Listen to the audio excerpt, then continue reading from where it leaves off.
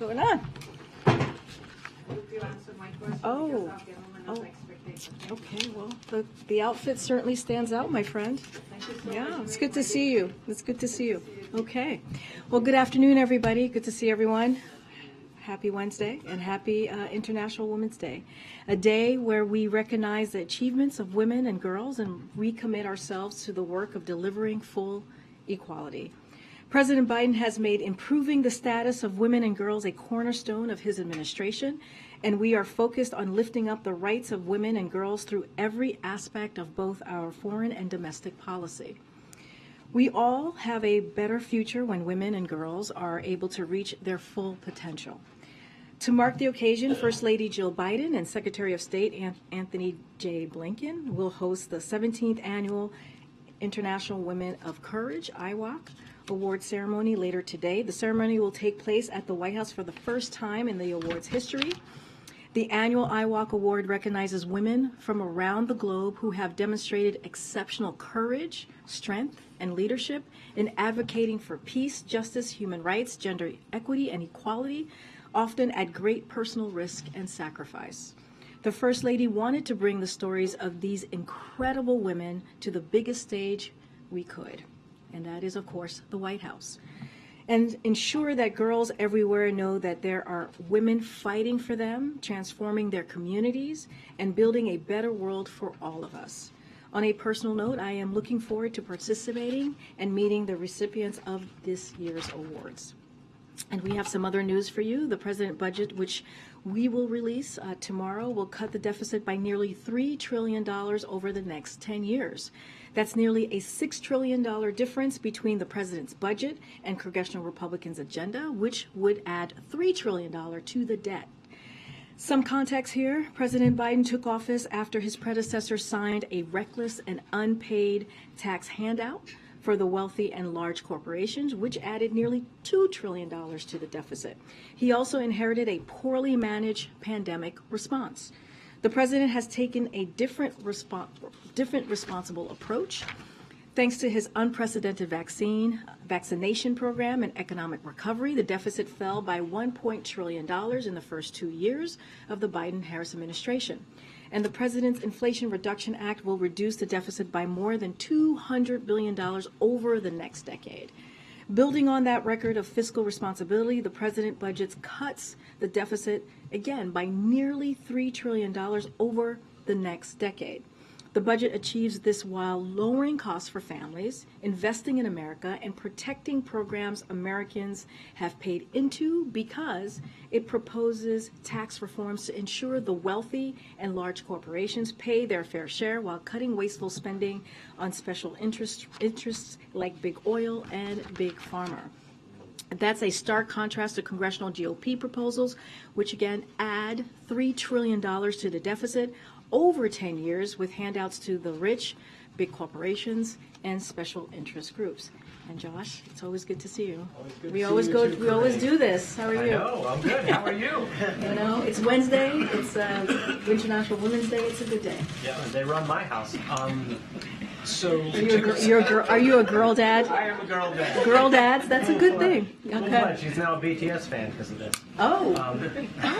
That's another subject. We may have broken them up. So.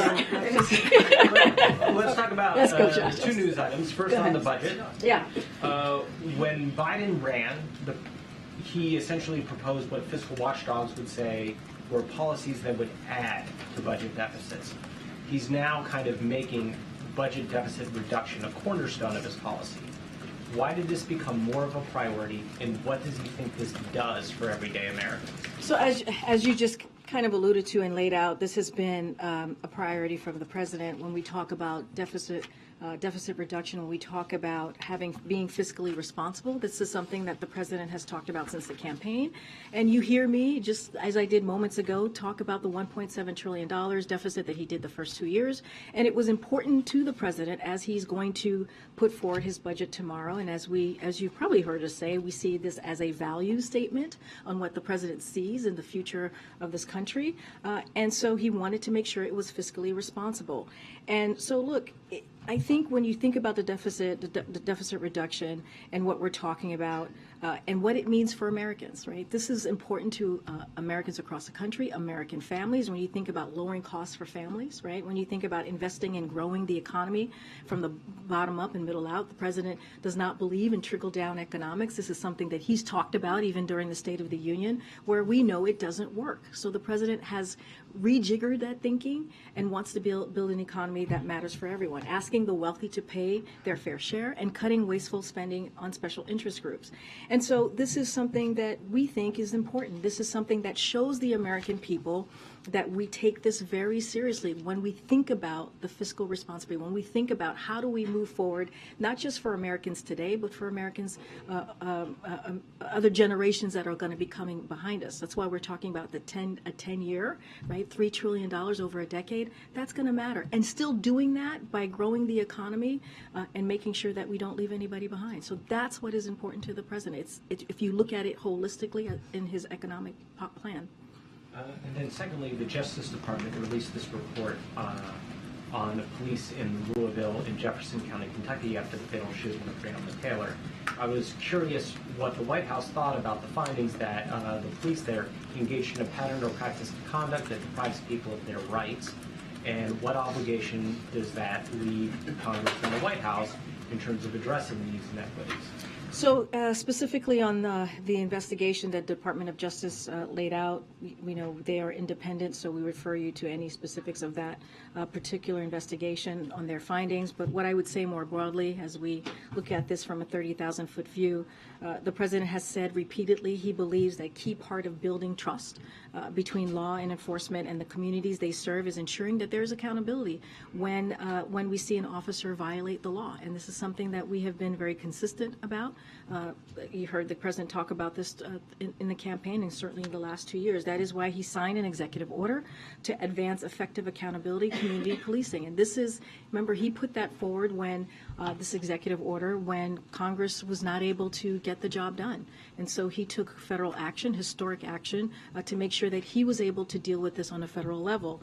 So that executive order required federal law enforcement agencies to implement tighter use of force standards and to greatly restrict the use of no-knock warrants, and has a host of provisions to incentivize those and other reforms at the state and local level. And so I just want to say very clearly that the president has said himself, Breonna Taylor's death was a tragedy, a blow to her family, her community, and also to America more broadly. And the president continues to call for the George Floyd Justice and Policing Act to be sent to his desk, that he will sign.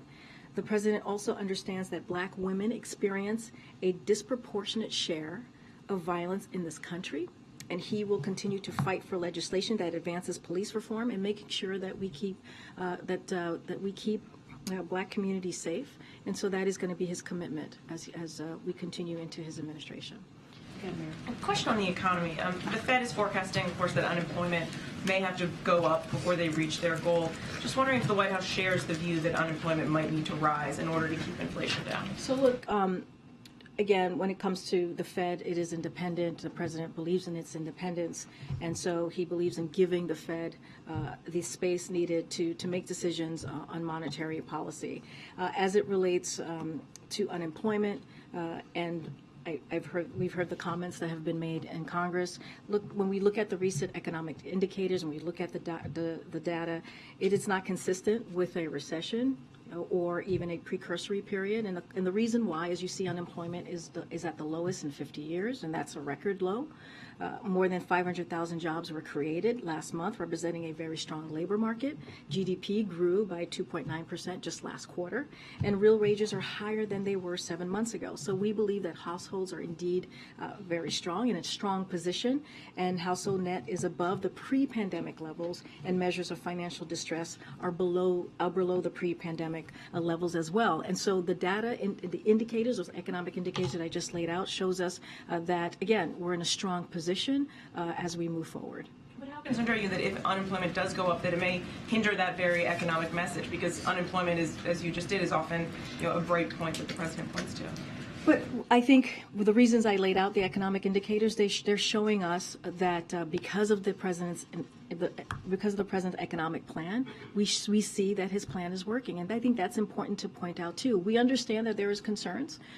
We always say there's always more work to do, obviously, but our economists believe that what the president has put forth as a plan to make sure that we're building an economy from the bottom up, middle out, is indeed working, and we see that in the data when you look at the unemployment record low, when you look at wages going up, and that is occurring because of the work that we have done. Now, is there more work to do? Of course, but again, those indicators give us confidence. Just a quick logistical question. This is the second day in a row where the president hasn't had any public events on his schedule.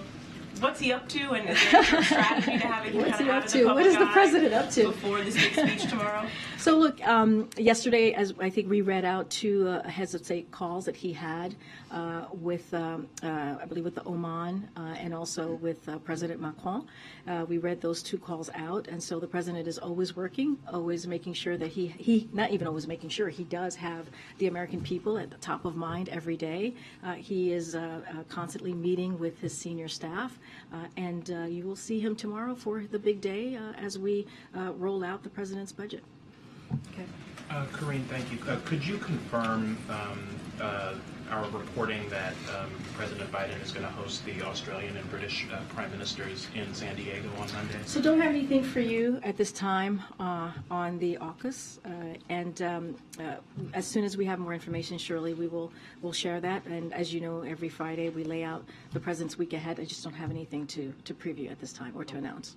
Okay, and then I just wanted to see if there's a reaction to Senator Manchin saying he's going to vote against your nominee to lead the IRS. So let me first say that our relationship, the president has a long-standing relationship with Senator Manchin that goes back years, certainly over a decade, and we respect our relationship with him. We have been able to deliver for the American people historic, really consequential pieces of legislation, and so we appreciate the closeness and how we've worked well with Senator Manchin. As it relates to our nominee, Danny Werfel is a public and private sector leader who has served under both Democratic and Republican administrations. Of course, more than 15 years of government service. He served President Barack Obama, as some of you know, and President George W. Bush to lead some of our most complex management challenges of the IRS, acting commissioner and Office of Management and Controller at the OMB. As I just laid out, he's worked for both a Democrat and a Republican, so has had that bipartisan experience as well. He's well qualified for this position. He was reported from finance with bipartisan support, and we urge the Senate to confirm him to this important role at an incredibly crucial time. Again, but we appreciate our relationship with Senator Manchin, which has been fruitful, especially as we speak to delivering for the American people. And just finally, I saw that you had a comment out this morning about some broadcasting on the Tucker Carlson program on Fox, and I was just curious if you had any broader comment about the ongoing lawsuit between Dominion Voting Systems and Fox News, which has turned up evidence that there may have been falsehoods in the reporting that they did around the election, which Fox, I should say, has said that those are cherry-picked anecdotes. But do you have a reaction to that? Yeah, I do have a reaction. Look, we agree with the chief of Capitol Police and the range of bipartisan lawmakers. You heard them all yesterday. You guys reported on it, who have condemned this false depiction of the unprecedented violent attack on our Constitution and the rule of law, which cost police officers their lives. And that's what we saw on that day, on a very dark day, an attack on our democracy. And so we also, as it relates to the Tucker Carlson question, we agree with Fox Nation's own attorneys and executives who have repeatedly stressed in multiple courts of law that Tucker Carlson is not credible when it comes to this issue in particular. And we have, NPR back in September of 2020. They had the following: you literally can't believe the facts Tucker Carlson tells you. So say Fox's lawyers. Again, in Washington Post, most recently, just a day ago, Fox executive Hannity Carlson shows are not credible sources of news. And so to have said what he said when we saw Capitol police officers lose their lives, or police officers lose their lives, is just shameful. Thanks, Karine. So for over a month now, President Biden has been saying that this budget blueprint that he's going to release is going to have $2 trillion in deficit reduction. You guys are now saying it's nearly $3 trillion. So could you give us a sense of how you got there and why that number has increased? Are there specific revenue raisers or spending cuts that you've now added that weren't previously there? So I'm going to be mindful. The president's going to put out his budget tomorrow. Certainly not going to get ahead of the specifics on how that all looks. I know you guys were asking me about math yesterday, so I'm going to lay that out. I did talk about quadrupling the tax on corporate stock buybacks. It's something that he's already mentioned in the past, making the wealthy and big corporations pay their fair share without raising taxes on Americans that are making less than $400,000, and ending wasteful subsidies for special interest groups like Big Pharma, which are things that we have talked about. But as for the specifics and laying that out, we will be transparent with the American people, and certainly you'll see that tomorrow, and the president's going to go to Philly to speak to that. The changes that you saw from $2 trillion to $3 trillion, as we work through the budget process, the proposals that the president supported and wanted to include in this year's budget added to nearly $3 trillion in deficit reduction. Again, I was just asked by Josh the importance that the president sees in making sure that we deal with the deficit in a way that is important to the American people. This is something that he's talked about since the campaign, and he believes in being fiscally responsible, and that's what you're going to see from the president tomorrow.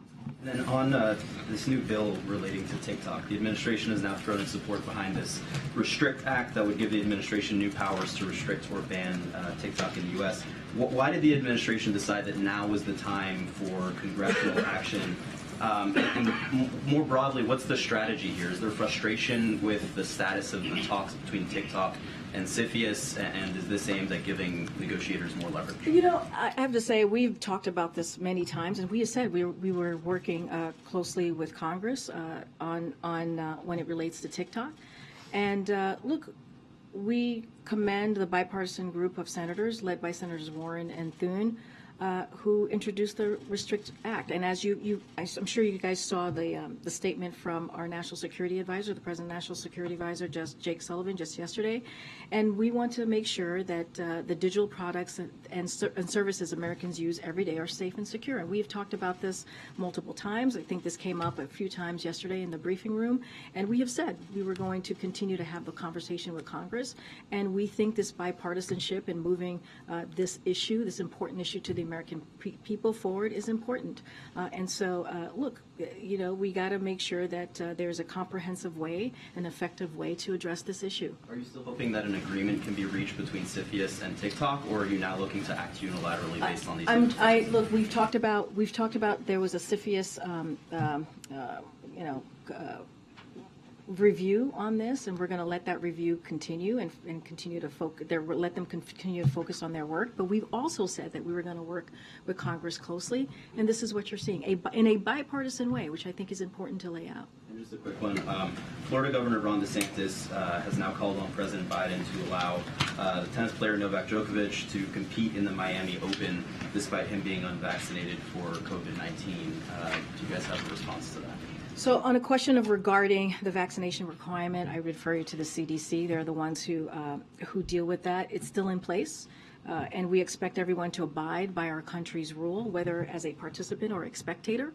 And as for what goes on specifically with the BNP Open, those are questions for them. It is a private entity, and so we will let them speak to that. But again, this is something that the CDC speaks to. Okay. Thank you so much.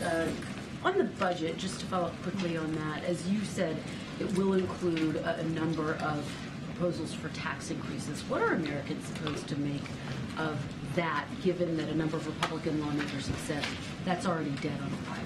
So I was saying this a little bit at the top, where when you look at the budget is a statement of the president's values. And if you think about the 81 million people who voted, they voted for a growing economy from the bottom up, the middle out. They voted for investing in America and lowering costs for families. They voted for protecting and strengthening Social Security and Medicare, and reducing the deficit by more than $2 trillion over 10 years by making the wealthy and the big corporation pay their fair share. When you look at that the last point that I just made, that is something that Americans believe in. And so that is what you're seeing when we're saying that we're going to, make sure that the wealthy pay their fair share, the ones who are the specific piece of the president's policy is the someone who makes more than $400,000. That's something that Americans believe, right? They think the wealthy and corporations should indeed pay their fair share. And so that's what you're going to see. This is nothing new. This is something the president has spoken to many times, and we see support for that. Understood. But, given that the president has talked about the importance of bipartisanship, he is now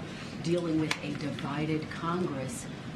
There doesn't seem to be anything in those tax increases that are in olive branch. Should people see this within the broader context of 2024? I get, and you're right. The president believes in working in a bipartisan way. That's why he's been very clear. If Republicans in Congress want to work with the president on lowering costs, right? This is something that they ran on during the midterms. How they want to move forward in that way. The president's going to work with them. If they want to talk to the president about how we're going to reduce the deficit, he's willing to have that conversation. But that's not what they're putting forth. And the president's going to fight for those things, right? It's those programs that they've been talking about cutting, Social Security and Medicare. The president's not going to allow that on his watch. I want to just ask you about the footage that was released by Speaker McCarthy. Speaker McCarthy said his decision to release the footage to Tucker Carlson was out of transparency. What is your reaction to that, and does the president want to see Speaker McCarthy release all of the footage broadly to other news outlets and the American people? Look, I'm not going to speak directly to that at this time. That's something that, that the January 6th committee and clearly the DOJ is dealing with, and so I'm just not going to speak to that. That is something that the speaker needs to answer from his colleagues and to the American people. Well, let me ask it this way. Does the White House feel the need to set the record straight about the footage that exists and what happened on that day in the wake of the footage that has been released? Can you say more? Like, what do you, does the White House feel as though basically all of the footage should be released so people can see it within its full context? So the president believes we need to get to the bottom of what happened on a very dark day in our democracy. The president has been very clear about that. We need to get to the bottom of what occurred. The footage that we have seen, the footage that the American people have seen, is devastating. And what we saw was an attack on our Constitution, was an attack on our democracy. And we should be calling that out. And, members of Congress, all members of Congress should be working very hard to get to the bottom of that. Just finally, very quickly, has the president spoken to the families of those killed in Mexico and those kidnapped? So, as you know, I'm not sure if I've said this, but members of the administration has been in touch with the family. I don't have a call or a scheduled conversations to read out at this time. To get in touch with I just don't have anything more to share. Clearly, our hearts go out to the family members who lost loved ones. It is devastating. Clearly, the news that we heard and the reports and what we know of the case thus far, and so our hearts go out to them. I just don't have anything to read out. Okay, Nancy. Thanks, Karine. I know you said you don't want to get ahead of the president and his speech tomorrow, but there are some details that are out there, so I wanted to see if you would confirm some or all of them. One is that some, all of them, one. All of them. Not at all, maybe. One is that the president is proposing a 5.2 federal pay hike, which would be the largest federal pay hike since Jimmy Carter's presidency. So, of course, you're going to have to wait for the budget on that piece. But what I can say more broadly is, we value the federal employees, what they do for the nation day in and day out, and recognize their commitment and dedication. And so we think it is critical. It is critical to position federal government to better compete in labor market to attract and retain a well-qualified federal workforce. As the president has said, the strength of our organization rests in its people, but I'm not going to, I can't share everything, Nancy. I'm not going to get ahead of the president. Can you share this?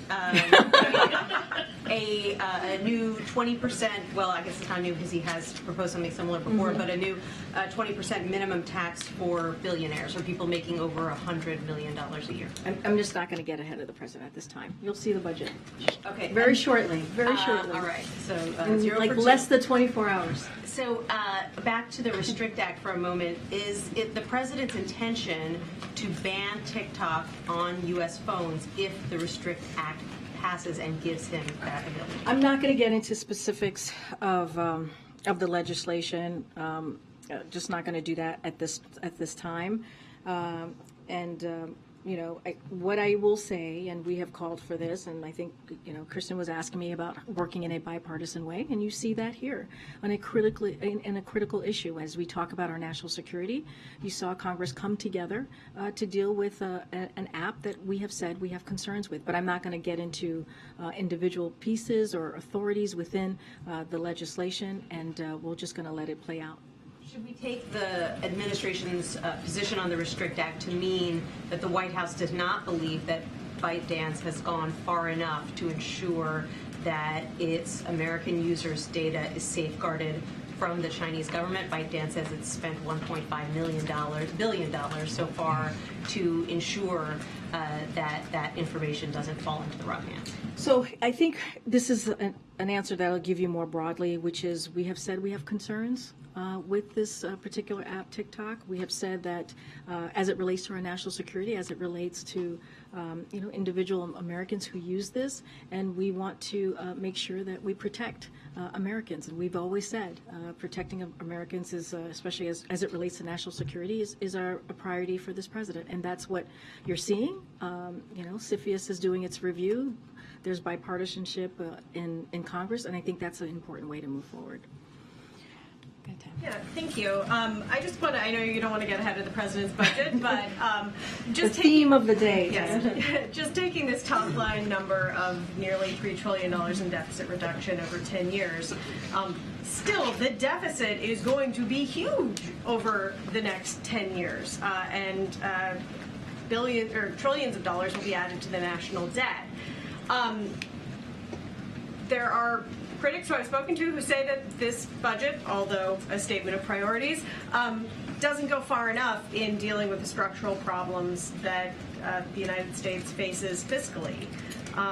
So, I mean, the president has expressed concerns about the deficit. Does he think his budget goes far enough? So look, let's let the president speak to his budget tomorrow. We'll lay that out, and he can speak to that. But you just said something, Tam, that is so important, which is, the last administration added $3 trillion or $2 trillion to the debt when they put forward a really irresponsible piece of legislation that gave tax breaks to the wealthy, especially millionaires and billionaires, right? That is something that we have had to deal with, and we have to really call that out. And that continues. That continues with this current Congress, where Republicans are saying that they want to, cut or get rid of or repeal IRA, the Inflation Reduction Act, which would add to that deficit, because we know the Inflation Reduction Act actually lowers the deficit by more than $200 billion. So we are trying to counter and really be fiscally responsible in what we're seeing on the other side. And so here's the thing. The American people support what we're doing, and there is a choice to be made. How do we move forward here? How do we make sure that it is what we're putting forward in this budget is fiscally responsible? That's what you're seeing from this president. And he has said over and over again in the last 3 years or more that he wants to make sure that we are reducing the deficit. I'm not going to get ahead of the president tomorrow. He's certainly going to lay out his budget. He will go point by point on how he sees this is a budget that is important to the American people, and just not going to get ahead of that. I think it's good news that we went from $2 trillion over a decade now to $3 trillion, and that's because his team went through the budget and realized, hey, we can actually this is going to be an extra $1 trillion in lowering the deficit in the next decade. And that shows how committed his team is and how committed the president is as well. Just one other small question, and I realize this was probably asked yesterday, but is the White House treating this as a major address? Or is this typically a budget gets rolled out and it's just like a big paper dump and maybe like a small speech in a small room, and this is the president going to another city. So are you treating this budget unlike other budgets? I think the way to see this budget is that the president wants to lay out in a transparent way to the American people how he sees us moving forward as it relates to the fiscal year, as it relates to the budget. And I keep saying this because it's true, in a fiscal responsible way. And we hear Republicans in Congress talking about how they're going to release a budget. And we are calling on them to show us what's in your budget. How is it going to be transparent? Is it going to be fiscally responsible? And the thing that makes us really speak to this even more is because they have talked about, as you all have reported, in cutting some programs that are two programs and more that are incredibly important to the American people: Social Security, Medicare, ACA, Medicaid. That's what they're saying they want to move forward with. And the president is saying, you know what, I'm going to continue fighting for the American people. I'm going to continue fighting for taxpayers who have paid into these programs since they started their first job, some of them as teenagers. And so we're going to continue to call that out. And this also plays into how the president is growing an economy that works for all. So that is important to the president. He thinks it's important to the American people, and he's going to lay that out tomorrow. Thank you so much, Karine. Two questions. The first is about the Iranian warships in Brazil.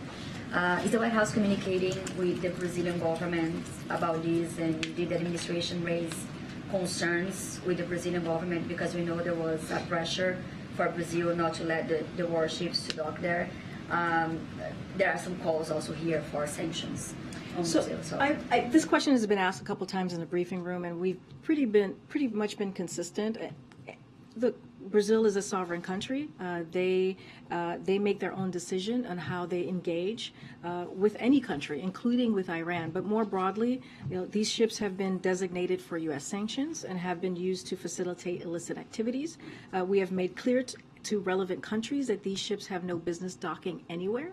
Hosting Iranian naval vessels belonging to a regime that is brutally suppressing its own people at home, providing weapons to Russia for use in its war aggression against Ukraine, and engaging in terrorism and destabilizing weapons proliferation around the world sends the wrong message and is in a wrong direction. So we'll always be very clear about that. But again, as you know, Brazil is a sovereign country, and they are allowed to engage, make their decision on how they're going to engage with another country. One more question about the president of the European Commission, who is meeting President Biden on Friday, and she's expected to raise concerns about some of the green subsidies for American companies that are part of the Inflation Reduction Act.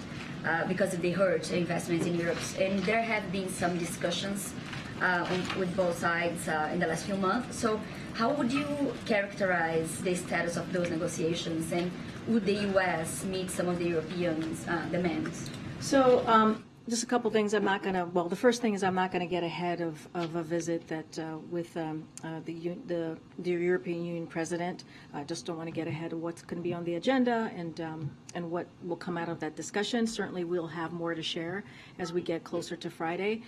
Look, of course, our deepening our cooperation with EU to develop secure, high-standard supply chains and consistent with our objectives to increase domestic manufacturing will be the topic of conversations with President von der Leyen here when she's here on Friday.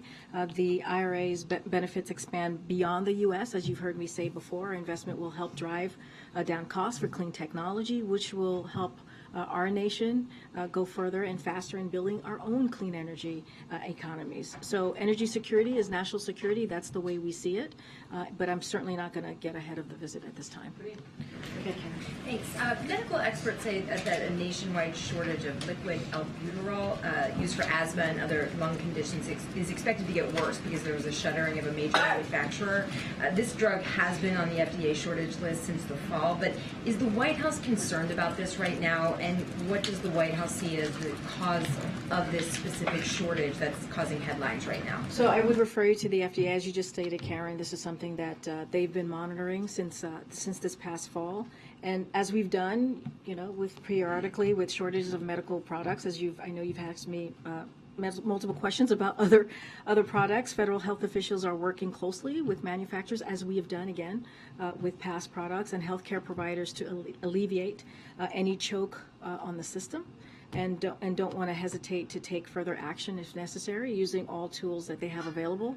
But this is certainly something that the FDA is tracking, has been tracking for months now, and we're going to continue to have conversations with the manufacturers. And we take, of course, they take this seriously. So there have been steps taken by the FDA and the administration. This is something that they've been tracking. They've been having conversation with manufacturers, and this is something that, of course, with like any other product that has come come up where there was a potential shortage or some questions of shortage, they've dealt with this. Broadly, does the White House believe it's the job of the administration to make sure that there aren't shortages of vital medications like this? I mean, you've seen us take action. We've seen the FDA take action over a host of products, as I just mentioned, to talk to manufacturers to see what's going on, to see how we can be helpful, if at all possible, because we think it's important. Thanks, Karine. A couple different topics here. First, on the DOJ report, does the president view the DOJ report on Louisville as an engine to revive any of the bipartisan police accountability measures that failed to materialize in Congress in 2021? So, as I said at the top, we believe that, and the president has continued to say this over the last several months since that since the George Floyd Policing Act did not go through, he's called on Congress to move forward with it. And when it didn't move through, he took executive action to see what he would be able to do using the tools in front of him on the federal level to act. But he is going to continue to call on that. He did most recently, and so that is not going to change. It is up to Congress. Congress needs to move forward in a bipartisan way so he can sign that bill into law. And on the national security front, Jake Sullivan had said last month that while no call was currently scheduled between President Biden and President Xi, that he anticipated that the two leaders would speak in the not too distant future. Did the comments from the Chinese foreign minister change the timing of that prospective call in any way? Well, there's no call to preview. We don't have one on the books at this time to lay out for you in this moment. And I kind of answered this question. Well, I was asked this question about our approach and our relationship with China yesterday, and I would say that it hasn't changed. It is one of competition, not conflict. And that's how we're going to continue to move forward with China. Of course, it is important to keep those open lines of conversation with the Chinese government. You saw yourself with Secretary Blinken when he was in Munich. He met with his counterpart, Wang Yi, and so that is what we want to continue to see. I don't have a call at this time to preview. And then lastly, the president had said in an interview last month that he, quote, had too many other things to finish in the near term before he starts a campaign. The budget is a big one on that list. What else does he want to finish in the near term future?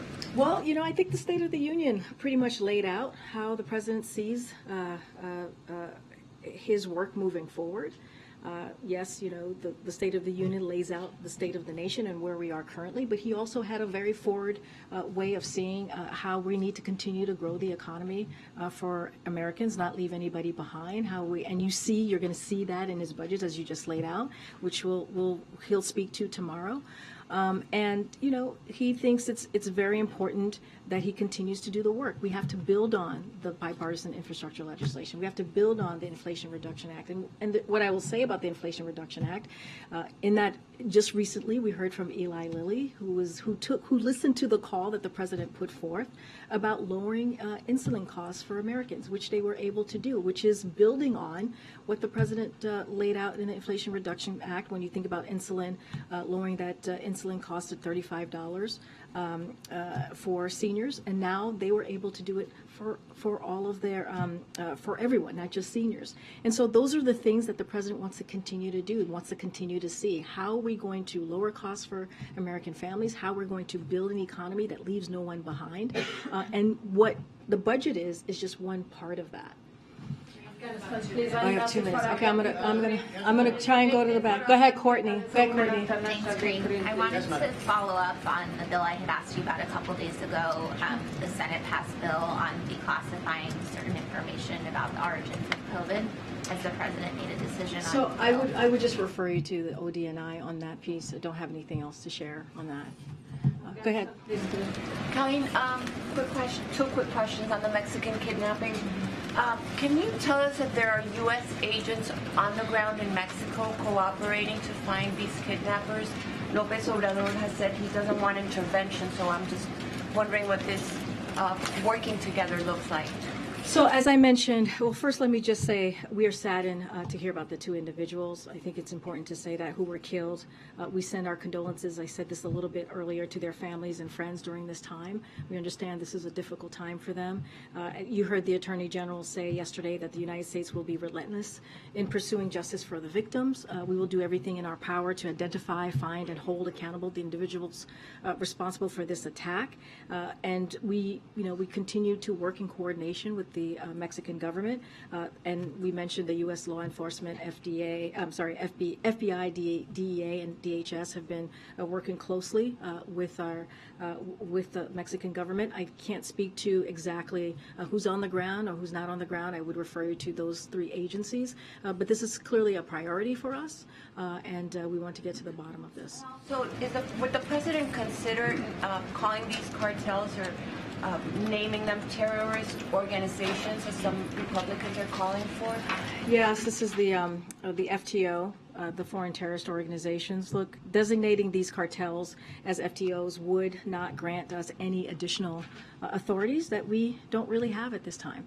So the United States has powerful sanctions authorities specifically designated to combat narcotics trafficking organizations and the individuals and entities that enable them. So we have not been afraid to use them. In the last few months alone, Treasury has announced a series of actions against cartels that are a danger to the public safety. And we have also taken action that further enables Treasury to sanction foreign persons who knowingly receive property tax constituents. So it is derived from proceeds of illicit drugs, trafficking activities, and this means that drug traffickers can no longer use family or friends to hide their assets from the reach of the U.S. government. So again, we don't believe that this will grant us any additional authorities, and so I will leave it there, and I will see you all tomorrow. Oh, not tomorrow, Friday. Bye, everybody.